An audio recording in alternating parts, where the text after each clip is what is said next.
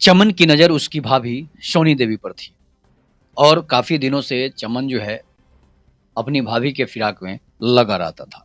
पूरी घटना मैं आपको डिटेल से बताऊँगा और जब सोनपुर मेले में भाभी को लेकर पहुँचता है तो क्या होता है। चमन देखने में काफ़ी सुंदर था, नौजवान था। उसकी भाभी सोनी देवी जो थी वो उससे कहीं अधिक सुंदर थी। सुडौल बदन था और पति जो है इंजीनियरिंग का नौकरी कर रहा था। पति जो है बाहर में मुंबई में इंजीनियरिंग की नौकरी कर रहा था, इंजीनियरिंग किया हुआ था और वो नौकरी कर रहा था और सोनी देवी जो है अपने घर में अपने परिवार के साथ रह रही थी। इस बीच क्या होता है कि अब चमन की नज़र जो है हमेशा भाभी पर रहती है और भाभी देखने में सुंदर थी और वो भाभी के फिराक में हमेशा रहता था। वो समय आ ही जाता है जब चमन जो है भाभी को अपना नोचना चाहता था। इसलिए कि उसकी भाभी तो काफ़ी सुंदर थी और काफ़ी हिल-मिल के सबसे रहती थी। अब सोनी देवी को ये पता नहीं था कि उसका देवर जो है कितना शातिर दिमाग का है और जो है हमारे साथ क्या करने वाला है। तो अब क्या होता है कि बोलता है कि भाभी चलो हम आपको सोनपुर का मेला लगा हुआ है और उस मेले में आपको शेयर कराते हैं, उस मेले के दर्शन कराते हैं और जो है सोनपुर मेले में अलग-अलग तरह के हाथी, घोड़े, ऊँट जो है आए हुए हैं। थिएटर भी लगा हुआ है। थिएटर तो आपको पता ही है कि थिएटर सोनपुर मेले का सबसे प्रसिद्ध जो है वो थिएटर ही होता है। और एशिया का पूरे दुनिया का सबसे बड़ा मेला मान लीजिए, एशिया का नहीं पूरे दुनिया का सबसे बड़ा मेला सोनपुर मेला कहा जाता है। और सोनपुर मेले में विदेशी से लेकर दूसरे देश के लोगों तक यहाँ पर पहुँचते हैं सोनपुर मेले को देखने के लिए। ये जो है हज़ारों एकड़ में फैला हुआ है और मेला इतना बड़ा लगता है कि कुंभ के बाद अगर कोई सबसे बड़ा मेला लगता है, तो वो सोनपुर मेला ही लगता है। कुंभ दुनिया का सबसे बड़ा मेला है और जो है दूसरे नंबर पर जो है वो सोनपुर हरिहर क्षेत्र का मेला है। तो उसके बाद क्या होता है कि वो बोलता है कि भाभी हम लोग जो है सोनपुर मेला देखने के लिए चलेंगे। भाभी जो है राज़ी हो जाती है कि चलो सोनपुर मेला देख लेते हैं। घर में जो है बूढ़े माता-पिता हैं, उन लोगों से भी पूछा जाता है कि आप लोग भी चलिए, लेकिन वो लोग बोलते हैं कि नहीं, हम वहाँ पर मेले में जाने लायक नहीं है। इसलिए कि समय आएगा, ऐसी समय होगी तो हम कभी देख लेंगे, लेकिन अभी फ़िलहाल जाने लायक नहीं है। घर में माता-पिता बीमार रहते थे, बूढ़े हो चुके थे और उसका भाई जो था दीपक, वो इंजीनियरिंग किए हुए था इसलिए अपना जॉब कर रहा था मुंबई में, अच्छे खासे पैसे कमा रहा था। और सोनी देवी के मम्मी-पापा जो हैं अच्छे खासे पैसे देकर तिलक दहेज देकर जो है दीपक से शादी किए थे। लेकिन चमन की नज़र जो है वो बुरी थी और भाभी और देवर का रिश्ता जो है वो कितना प्यारा होता है आप लोग सभी को पता है, कहा जाता है कि भाभी माँ के समान होती है। लेकिन आजकल जो है गानों की वजह से जो है भोजपुरी में, हिंदी में या फिर पंजाबी में जो गाने ब आते हैं वो भाभी को ही मज़ाक वाला रिश्ता बना देते हैं। तो चमन जो है वो सभी लोगों को लेकर तैयार हो जाता है। चमन एक गाड़ी रिज़र्व करता है और सोनपुर मेला पहुँचता है। सोनपुर मेला पहुँचता है और घूमना शुरू कर देता है। वो भाभी को मेले में हाथी दिखाता है, घोड़े दिखाता है, अनेक अनेक महँगे करोड़ों-करोड़ रुपए के घोड़े और भैंसे दिखाता है, 2 करोड़ का भैंसा जो है वहाँ पर आया हुआ है, उसको भी वो दिखाता है। इसके बाद झूले जो है आसमान ऊँची-ऊँची झूले लगे हुए हैं, गगनचुंबी झूले लगे हुए हैं और उस झूले पर भाभी को घुमाता है। भाभी दीवाना हो जाती है अपने देवर का कि भाई इतना प्यार तो हमारे पति के साथ भी नहीं मिला हुआ था। लेकिन जो है चमन जिस तरह से उसे सैर करा रहा है और चमन के साथ घूम रही है मेले में पूरे आनंद एन्जॉय लोग कर रहे हैं। एक दुकान पर बैठते हैं और वहाँ पर बोलती है कि चाट छोला हम लोग यहाँ पर छोले-भटूरे खाएँगे। इसके बाद जो है अब चमन जो है छोले-भटूरे मँगाता है, खिलाता है अपनी भाभी को और देखते रहता है।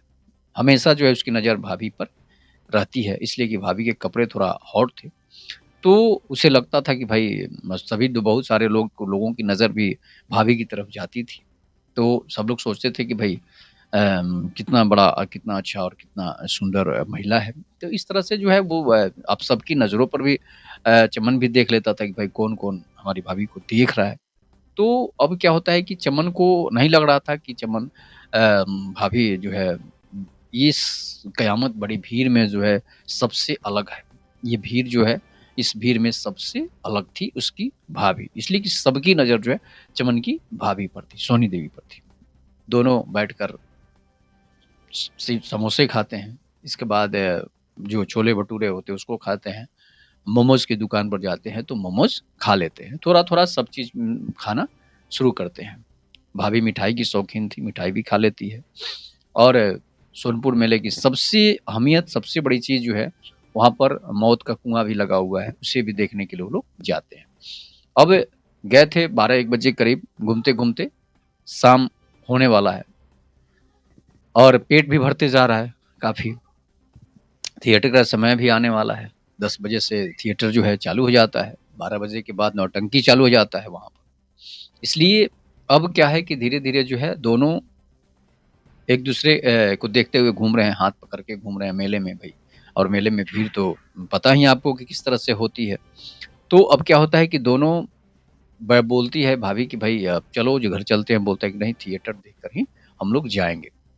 तो बोलती है भाभी कि नहीं छोड़ दीजिए थिएटर की क्या ज़रूरत है। तो वो मान जाता है, बोलता है कि ठीक है, लेकिन रात हो गया था, 8 बजने वाला था। इसके बाद दोनों वहाँ से चल पड़ते हैं, थिएटर नहीं देख पाते हैं। इसलिए कि थिएटर होने में अभी टाइम था, 10 बजने बजने में।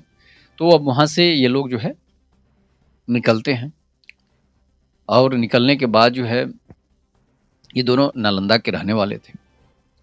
तो नालंदा के रहने वाले थे, नालंदा के लिए निकलना तो भई टाइम लगेगा, सोनपुर से नालंदा बहुत दूर है। अब क्या होता है कि ब वो लेट हो जाती है, लेट हो जाती है तो पटना पहुँचते-पहुँचते दोनों की काफ़ी देर हो चुकी होती है, 10 से 11 साढ़े 11 के करीब हो जाता है समय। तो बोलता है कि चमन बोलता है, "भाभी एक होटल ले लेते हैं और वहीं पर हम लोग रुक जाएँगे।" तो बोलती है कि, "ठीक है, कोई बात नहीं है, अगर नींद आ रही है, गाड़ी चलाने में दिक्कत है, तो चलो सो जाते हैं।" इसलिए कि गाड़ी में ड्राइवर तो कोई था नहीं, चमन ही गाड़ी चला रहा था। दोनों होटल में एक कमरा ले लेते हैं, एक अच्छा खासा होटल जो है कमरा ले लेते हैं, दोनों उस कमरे में सो जाते हैं। अब सोते-सोते जो है चमन की नज़र तो बुरी थी, भाभी के लिए पानी मँगाता है, पानी पिलाता है, बोलता है भाभी अब आप सो जाइए आराम से। भाभी अपने नाइट ड्रेस पहन लेती है, कपड़े खोलकर और चमन को लगता है कि भाई ये तो बहुत गज़ब तरह की माहौल हो गया है अंदर-अंदर होटल में। चमन जो भी है अपने न कपड़े उतार कर और चड्डी बनियान पर सोना शुरू कर देता है। इसके बीच अब वो भाभी पर हमेशा नज़र गड़ाए है और भाभी को मज़ाक-मज़ाक में ही बोल दे रहा है कि भाभी आप बहुत सुंदर हो। भाभी जो है बोलती है, "हाँ, हाँ, ऐसी मज़ाकें मत करो, इसलिए कि तुम हमारे देवर हो।" धीरे-धीरे वो उसका पैर जो है भाभी के पैरों में सटाना शुरू कर देता है। धीरे-धीरे दोनों काफ़ी करीब आ जाते हैं। करीब आते हैं तो भाभी बोलती है कि मज़ाक मत करना, मज़ाक करोगे तो समय खराब है, स्थिति खराब है और गलत चीज़ काम हो जाएगा। चमन बोलता है कि कोई बात नहीं है, हम ऐसा काम नहीं करेंगे। वो भाभी के गालों पर हाथ फिराना शुरू कर देता है, उनके बालों को सहलाना शुरू कर देता है। इस बीच क्या होता है कि भाभी भी सिहरन से शर्मा जाती है और जो है कंबल में छुप जाती है। फिर कंबल में छुपने के बाद भाभी जो है वो बार-बार चमन को देख रही है अंदर से और सोचती है कि भाई पति अगर हम इसके साथ कुछ करते हैं तो हमें पाप लगेगा, गलत असर जाएगा। इसलिए कि दूसरे की बीवी हूँ मैं और ये मेरा देवर है। तो देवर जो है भाभी के मज़ाक का ही रिश्ता होता है। तो चमन धीरे-धीरे भाभी के करीब आ जाता है और भाभी को पकड़ना शुरू कर देता है, गुदगुदी बढ़ाना शुरू कर देता है। भाभी भी सिहरन हो जाती है। इसके बाद क्या होता है कि अब दोनों में अट्रैक्शन बढ़ जाता है। इतने अट्रैक्टिव हो जाते हैं, दोनों एक-दूसरे से चिपक जाते हैं और चमन जो है वो भाभी के होठों पर, गालों पर किस करना शुरू कर देता है और भाभी खुद को रोक नहीं पाती है। भाभी जो है चमन को रोक नहीं पाती है, इसलिए कि भाभी भी अब जो है भाभी का उतावलापन, भाभी का हवस जो है, वो उफाने मारने लग रहा है और भाभी पूरे अपने बॉडी को, पूरे अपने शरीर को त्याग देती है और चमन नोचना शुरू कर देता है और चमन को इसी दिन का इंतज़ार था।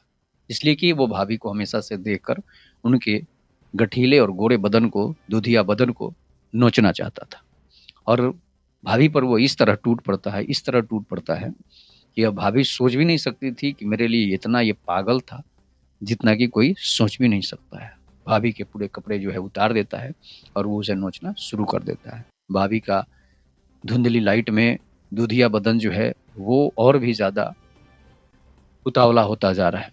वो भाभी को नोच खसोट देती, इतना नोचता है कि सुबह हो जाती है। दोनों फिर उठते हैं और होटल से चेकआउट करके वहाँ से घर के लिए रवाना हो जाते हैं। भाभी सर झुकाए हुए है और चमन भी जो है अपना सर उठा नहीं रहा है। चमन भी जो है धीरे-धीरे गाड़ी को आगे बढ़ा रहा है। दोनों घर पहुँचते हैं और दोनों की रास्ताएँ अलग-अलग हो जाती है और वो अब चमन जो है भाभी पर हमेशा नज़र डालता है और चमन जिस तरह से भाभी को नोचा है अब तो ये दिनचर्या बन जाएगी। लेकिन भाभी उतनी बुरी नहीं थी, भले हवस के आग में जो है अपने देवर के साथ ये कर दी, लेकिन भाभी अब चमन को सटने से मना कर दिया। बोलती है कि आज के बाद से अगर हमारे साथ रहोगे, हमारे सब पर नज़र डालोगे, तो फिर ये खबर भैया तक पहुँच जाएगी। जो हो गया सो हो गया, गलती हो जाती है। हमने भी आवेश में आकर ऐसी हरकतें कर दी, जिससे कि लेकिन जो तुम सोच रहे थे वो तुम्हारी इच्छा पूरी हो गई और हमने अपना पाप बटोर लिया। तो ये कहानी आपको कैसी लगी? इस पर आप लोग अपनी प्रतिक्रिया ज़रूर दीजिएगा। देवर के रास्ते अलग हो गए, भाभी के रास्ते अलग हो गए। इसके बाद सोनी देवी अपने पति के साथ मुंबई चली जाती है। तब तक के लिए नमस्कार। जय हिंद, जय भारत, जय श्री राम।